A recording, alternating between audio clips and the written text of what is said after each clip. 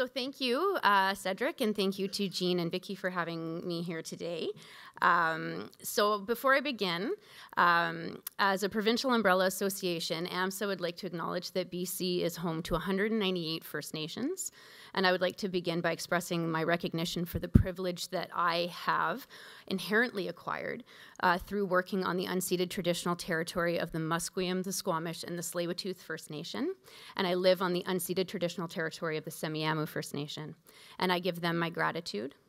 And today we are gathered on the unceded traditional territory of the Tiohtià:ke, and I acknowledge the privilege that I'm experiencing by being here today on their territory and getting to meet and speak with each of you, and I give them my gratitude for today. So I'm going to start by telling you a little bit about who AMSSA is. I know many of you in the room do know about settlement umbrella organizations, but I do want to just highlight who we are quickly. We are the Provincial Association for Agencies Serving Newcomers in British Columbia. We have over 70 member organizations. And we work with those organizations to strengthen their relationships with the federal government, the provincial government, as well as provide opportunities for interactions with each other, networking, and capacity building opportunities.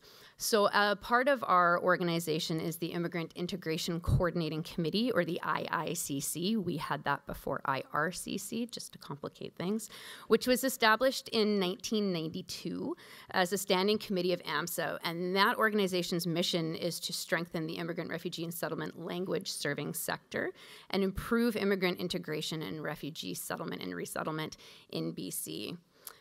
So today, the IICC is a network of nonprofit community-based agencies which provide integration, language, settlement, and resettlement support. And this committee is our steering committee, it's our advisory, and this is the group that we lean on to look at what's going on provincially and nationally and act on that behalf.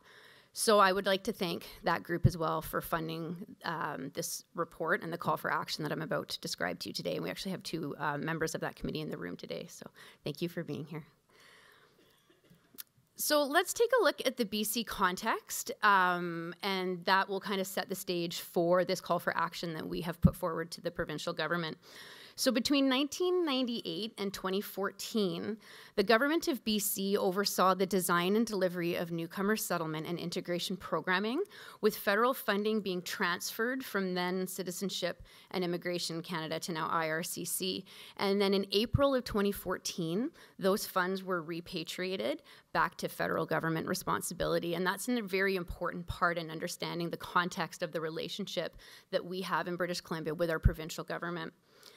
So in May of 1998, the federal government and BC government entered into their first of the bilateral agreements. And during that time, BC and the sector, along with the provincial government, developed a very wide array of innovative programming.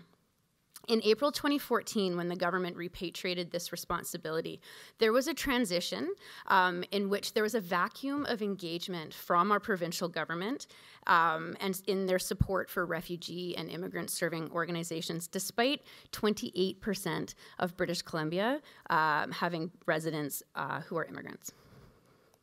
So, in November of 2017, IRCC, after a very extensive consultation period, released their multi-year immigration levels plan.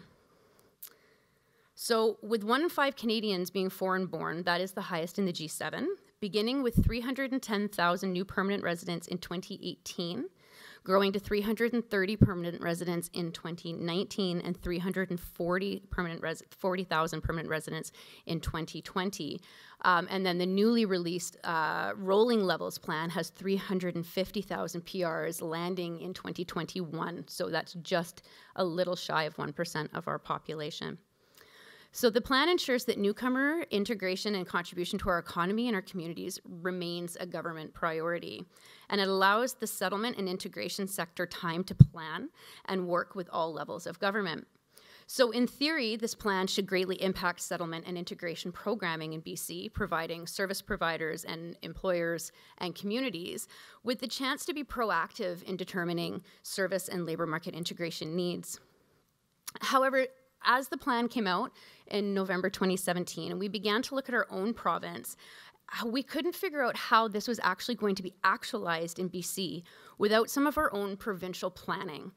And so we really felt that we needed to engage with our province to be able to be proactive in the integration of newcomers. So AMSSA, along with our sector colleagues, reached out to the Ministry of Jobs, Trade and Technology, which has provincial oversight of immigration policy and integration. Can you see immigration policy and integration anywhere in jobs, trade, and technology? But it is in there. And so we engaged with that ministry to start discussions about how we plan to move forward.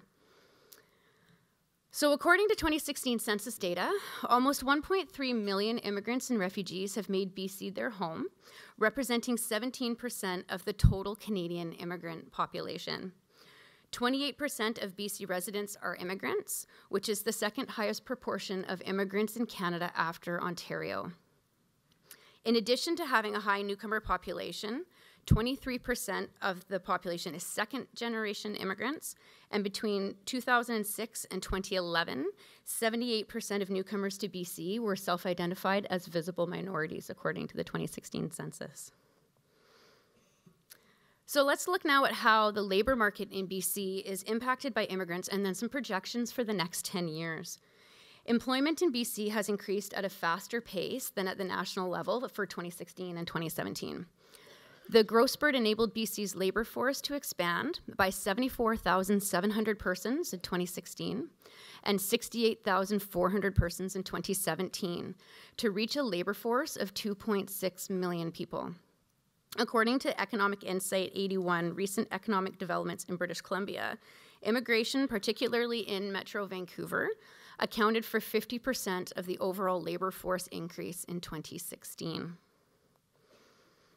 So looking ahead, the 2018 BC Labour Market Outlook forecasts 903,000 jobs opening in British Columbia between 2018 and 2028, with 68% of these openings due to retirement and 32% due to the creation of new jobs.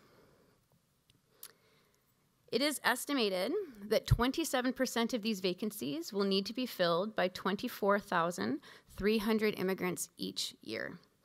The BC Labour Market Outlook estimates that 77% of those 903,000 jobs that need to be filled by 2028 will require at least some form of post-secondary education or training. So the need for a highly qualified workforce requires a commitment from BC to provide job readiness training and industry-specific language training for newcomers. The innovative ideas and diverse perspectives of newcomers contribute significantly to existing structures, according to the Conference Board of Canada.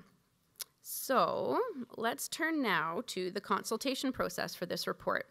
Our consultations began in April 2018 with over 200 individuals and organizations. We consulted with a wide range of organizations and individuals, including universities, settlement organizations, associations, employment organizations, school boards, health authorities, libraries, law enforcement, financial institutions, municipal governments, and Chamber of Commerce. The project was used, we used multiple methods to gather information for this project. So we had interviews with individual stakeholders, we had consultation meetings in the 5 regions of British Columbia, and we did an electronic survey. 229 individuals participated, 12 key stakeholder interviews. We had 150 people participate in the in-person meetings for a total of 68 responses in the electronic survey to bring us to 229 people. So out of the report came 4 key recommendations, and these are the recommendations that we are presenting to the province of British Columbia for their consideration. And we presented these on September 27th through a media release of the report. And I brought 20 copies of the report if anybody wants to come and get one after, because they're nicer in hard copy. So the 4 key recommendations are a comprehensive, multi-pronged 5-year immigration strategy. This strategy would receive the support and cooperation from all provincial ministries. It outlines the shared responsibility of all levels of government and the intersections with provincial ministries, and recognizes increased broader consultations are needed once this report has been launched. So as stated on pages 20 and 21 of the report, a 5-year immigration strategy with a multi-pronged approach will be will help the sector to be able to leverage those supports for newcomers, looking at a whole of society approach that reflects a whole of government approach. Currently, BC has 6,250 PRs in our provincial nominee program allocation, and we are obviously looking to increase those numbers drastically. The next recommendation was a provincial ministry of immigration and multiculturalism, and we wrote the first draft of this report before the elections in Ontario, and then had to make a few edits to that because we were talking about what a great system Ontario had, and then that just disappeared, and so that was a frantic phone call to the editor. But we still believe that it is an important piece to have, as this will allow for a faster mechanism for communications between the settlement sector, provincial ministries, other stakeholders, the federal government. We're looking at things like accountability, oversight, metrics, all things that seem to be lost. So at this point in time, we have 5 ministries in British Columbia that have immigrant integration and policy as part of the mandate letter from our premier. I can never remember what they're called, our premier. Ministry of Jobs, Trade and Technology is immigration, policy and integration. Ministry of Labor is for temporary foreign workers. Mental health and addictions looks at an overhaul of the mental health system. Tourism, arts and culture is the Multiculturalism Act, and then advanced education, skills and training is for language learning programs. That thing's telling me 3 minutes, so I'm going to go faster. We have an attraction and retention strategy. And the attraction and retention strategy really is part of the overarching immigration strategy, the overarching multi-pronged strategy, but looking more BC specific at pre-arrival information that addresses the differences in the uniqueness of each region. So moving away from immigration into Metro Vancouver, which has become increasingly unaffordable for pretty much anybody, and looking at moving people outside of the Metro Vancouver area into those smaller communities, but making sure those communities and the people moving into those communities are set up for success. The fourth is a comprehensive workforce development strategy for newcomers, focusing on a competency model for unregulated professions, looking at tasking a fairness commissioner to oversee foreign credential assessments of the regulatory bodies, and then training and education initiatives on intercultural training and communication, unconscious bias, and labor laws. So there are many different obstacles that newcomers face when looking to secure employment. According to the Immigrant Employment Council of British Columbia, our province loses nearly $4.7 billion in economic activity and $616 million in tax revenue due to the misalignment of education and skills that businesses need. So other recommendations that came out of the report focused on increasing settlement sector participation at the policy level, increase of investments, employment, parts around pathways for permanency for international students, but I'm going to skip over that. There were many areas for further discussion, and I'm going to skip over that too. So where are we now? We put the report out there September the 27th. We've done a media release and media interviews. We sent it to the Lieutenant Governor, the Premier, members of Parliament, as well as federal ministers, officials, the official opposition. We've done many presentations to many different groups. I'm here presenting to you now today. We've had the opportunity to train all of our members to be able to speak to the report and to be able to provide information to networks within their communities and within their circles. And we did have an opportunity to meet with the BC official opposition, that should say Liberal caucus in Victoria, not Labour, which was very interesting because they were the government for 16 years and they made this mess, and then they had a lot of fun telling me about how the new government should undo it. So that was an interesting experience. So then we had a meeting with our steering committee, and we identified next steps, and we looked at those top 4 key recommendations and started to look at what we're going to do to move this forward.